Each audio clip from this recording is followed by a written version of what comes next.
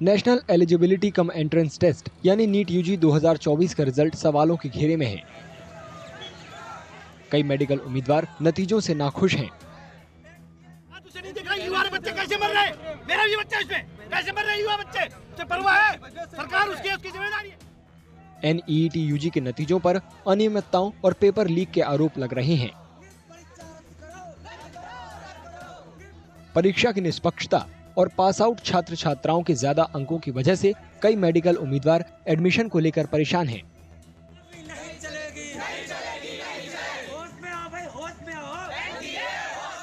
NTA NEET की परीक्षा 2016 से करा रहा है।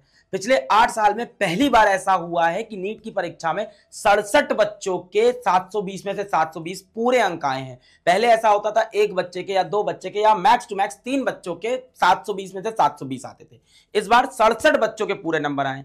इसमें भी सबसे ज्यादा शॉकिंग बात यह है कि इसमें से 6 बच्चे भारत के एक ही सेंटर, हरियाणा के झज्जर के एक सेंटर से 6 बच्चों के 720 में से 720 नंबर आए हैं। इस बार कुछ नए स्कोर भी आए हैं, 719, 718, जो कि नीट में नहीं आ सकते। जब एनटीए से इसकी बहुत सफाई मांगी गई तब जाके एनटीए ने यह बताया कि ये इस वजह से हुआ है क्योंकि हमने बहुत सारे बच्चों को ग्रेस नंबर दे दिए हैं। अगर उनके सेंटर पे उनके समय का नुकसान हुआ है, पेपर उन्हें देरी से मिला है। ग्रेस देने का प्रावधान नीट की परीक्षा में पहले कहीं नहीं था। एनटीए ने बोला कि हमने 2018 के सुप्रीम कोर्ट के जजमेंट का इस्तेमाल किया है। शिक्षा मंत्रालय ने नीट यूजी 2024 के नतीजों पर विवाद को लेकर सफाई दी। एनटीए के महानिदेशक सुबोध कुमार सिंह ने कहा कि नीट परीक्षा पारदर्शिता के साथ आयोजित की गई। इसके अलावा उन्होंने पेपर लीक के दावों का भी खंडन किया। राष्ट्रीय परीक्षण एजेंसी यानी एनटीए ने शनिवार को कहा कि शिक्षा मंत्रालय ने नीट यूजी मेडिकल प्रवेश परीक्षा में लगभग 1600 उम्मीदवारों को दिए गए ग्रेस मार्क्स की समीक्षा के लिए 4 सदस्यीय पैनल का गठन किया है।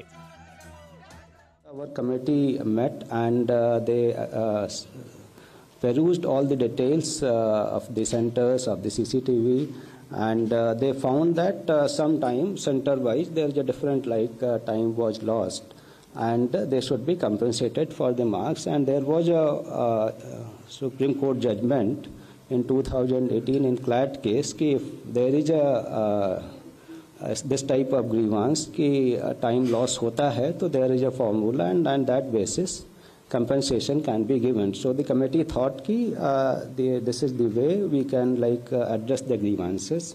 So during this grievances their marks have been increased.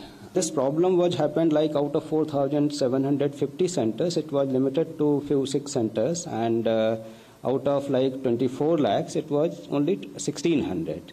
So the integrity, etc. of this exam throughout the country was not compromised. NEET UG 2024 के नतीजों पर विवाद ने मेडिकल एजुकेशन के भविष्य पर पूरे देश में बहस छेड़ दी है।